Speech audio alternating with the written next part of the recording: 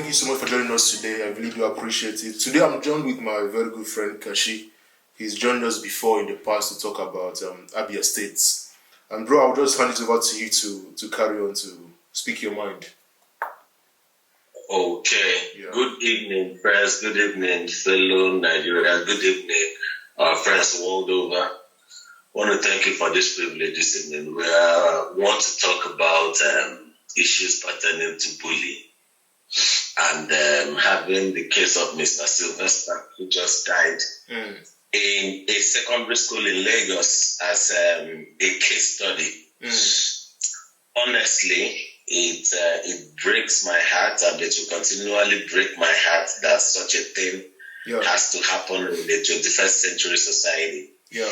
So I have to put the responsibility majorly on the school primarily. Yes. And why I'm putting it on the school primarily is that I am a young man who did 6 years in a boarding school, and mine was a mixed-sex boarding school. Yeah. So and I happened to be the general monitor before I became the senior prefect. Wow. I was the deputy senior prefect. Okay. So I graduated from a secondary school. It's popular in Abia State. It's called Adventist Secondary Technical College. So I graduated in 2006 as a senior prefect. So why I'm saying this is this. While I was a senior prefect, I was of the opinion that discipline had to be kept at all costs. Yes. Now, you will not take away the influences of those hormones on me at that stage of my life, because I was a teenager then. But then all that mattered to me was that discipline must be kept at all costs. Yeah. So when it comes to using the whip and the rest of them, personally I did. But now, looking from the position I am in now, some of those things I overdid them. In fact, at some point, I must also own up to it that at some point, the principal had to call me in and reprimanded me privately. Reprimanded me in a way that I'll never forget till the day I die. So that is why I said the school is responsible also for the death of that boy. Because if they were doing their jobs well, if the prefects in the school and the whole schoolmasters and the rest of them were doing their jobs well, yes, they would have taken note of a group of people, because these bullies usually have a clique. They are usually a group of people that nobody touches. So I was known for them while I was in secondary school, because most of them were children of very powerful people. So I dared them, and I used them as points of reference for others. So those people that nobody punishes, I punish them, and then the consequence. Most times they will go and report me to the principal. Then the principal, knowing that what I did was to instill discipline, told their parents of that what their kids did was wrong, and if they continued with that he wouldn't mind expelling them. Yeah. Now, when I was wrong, the principal also reprimanded me very, very well, sternly. In fact, there was a time, let me give an instance now. A prefect of mine, a fellow prefect, and a junior secondary school student were having an immoral exposure at a time I deemed very, very inappropriate. Yeah. So I had to report my colleague to the principal. Then personally dealt with the young girl. Because the young girl was doing that because she felt she had the cover. So I needed to prove to them that there was no cover. So in my bid to instill that discipline, I went overboard. And that was the last time I flogged the lady. Because the principal told me, he reprimanded me and even meted back that same treatment on me inside his office. So what I'm saying this is this. My principal at the time was up to the duty of being a principal. Yeah. So there was no way I could have gone out of hand without him taking me. Exactly. Yeah. So when I saw this thing of this boy that was killed, there are factors that are very, very at play here. The school is so much about money more than they are about the responsibility. 100%. Because if they were about responsibility, This boy should have been picked up since and expelled from the school. Of course. In my secondary school, if you fight, you are expelled. So you don't want to go through that trauma. So you don't fight. In my secondary school, we had this that you don't fight. We talk things out. You understand? So even if you're talking about guys who are initiating people into cult groups, it is an indictment on the school also. Of course. So when I looked at the whole thing, I didn't even want to go to the part of the family. The part of the family is also there because if you train up your child well at home and let them know the implication of being mean to people, there are things they will not have the boldness to do. Yeah. When I heard the story of how they killed this boy, it has tortured me up to today. Do you know what it means to lock somebody inside a cupboard or something? Fool the person in such an inhuman manner. Yeah. Bro, I wept when I saw, because I watched the video of when you could see when he was in pains. Like, there is nobody that could. Because I knew I was gonna talk about. I had to put myself through what he was going through. Like, and then as a father as well as a dad, I couldn't bring myself to imagine what the parents were going through. Like you said, and I agree with you, the extent of the responsibility has to be borne more on the school. The school failed the parents. They failed late Mr. Sylvester. They failed the country as well. And it's not just the boy. Let's not forget there is this lady, young girl as well. I think she was either 12 or 14. The story was that she was raped in school and something was left on her body, that because of that stuff that was left on her body, she ended up dying. She was 14 or 12. Private school in Abuja, Lube, Abuja. But for some reason, I know the school. Exactly. It didn't generate a lot of publicity like Mr. Sylvester's own did. But thank God now people are beginning to look into these schools. And this is why, I want us to talk about this briefly as well, right?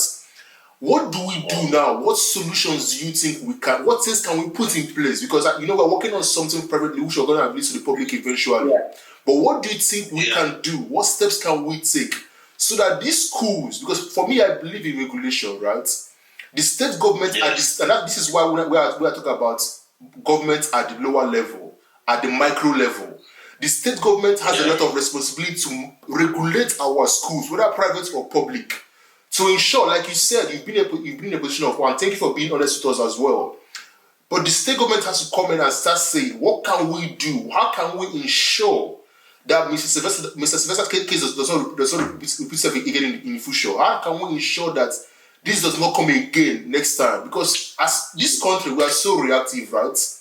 We have to be more proactive. Yeah, so go ahead. We have only a few states that are taking leadership in the place of being proactive with respect to education. Lagos State is supposed to be one. But unfortunately, this has come to rub them in the face. I give it up to the woman in charge of that education ministry that she has done well. Bro, I can tell you from my exposure with the non-governmental organizations, I think that this is a time for us to have a non-governmental organization that is dedicated to checking these excesses in boarding and secondary schools. Because what it's going to do is this: you are not going to, when you say government, Yes. I've seen a whole lot of rubbish in the name of government officials, because they will always do it to favor wherever their interest lies. In fact, government officials can be so bad that they will even cover it up. Yeah, of course. You understand? I put an allegation on somebody. I've been wondering how the matter has been twisted so terribly. So I feel that if there is a body that dedicates themselves to appraising secondary schools and giving recognition to schools based on standards that they would have set, giving recognition to schools that have done so well in areas of human rights and in areas of paying attention to the people in their care. That will go a very long way, because the truth is there's a whole lot of things happen. So we need to, it will also be left for those bodies to go down to these schools, sensitize the children to talk at all times. Whenever anybody does anything and threatens the person not to talk, then the person should understand that that is the best. In fact, that it is a direct call for the person to talk and nothing will happen. Yeah. Because these things are going to be messing our society up. Our daughters will no longer be safe. Violent crimes will be committed and nothing would happen. Yeah. If this Sylvester's case goes without anybody going to jail, I bet you somebody will also have the effrontery to try something of such nature some other time. So I believe that this is the time going beyond the rhetorics to getting down to trying to looking at certain schools.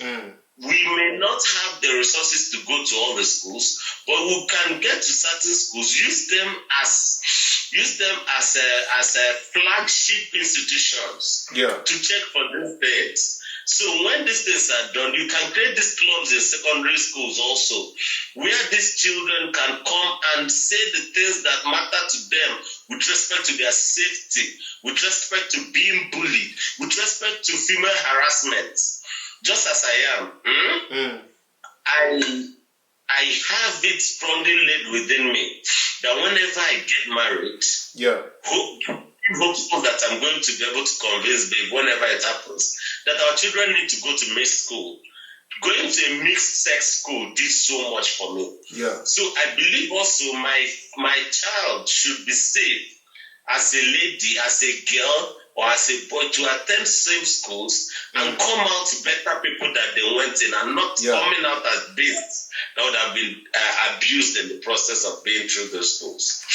Yeah. Bro, I couldn't agree with you more. I just want to ask you one question finally, right? Do you think this is something that we can take upon ourselves and do? Because like I said to you, like Noble Nigeria, we're working on something because I believe like you in actions. I don't just believe in words, let's talk. And because we're human beings, we have this, we forget things easily, or we have this like amnesia. Yeah. Where when things happen, we will talk, we'll get emotional. 1 week, 2 weeks later, everything becomes past tense. For me, what I want us to now do by the grace of God is I want us to take this thing that happened to Mr. Sylvester and use it as a foundation to make sure that we put in actions. Like what we are doing now, for example, we're going to be releasing a working paper that hopefully we can put more details into in future. You know, that's so. My question is this: like in conclusion, do you think we can take this up as a project and dedicate ourselves to ensuring that what happened to him will not happen again to any of our children in their schools? Yes, definitely. Yes, definitely.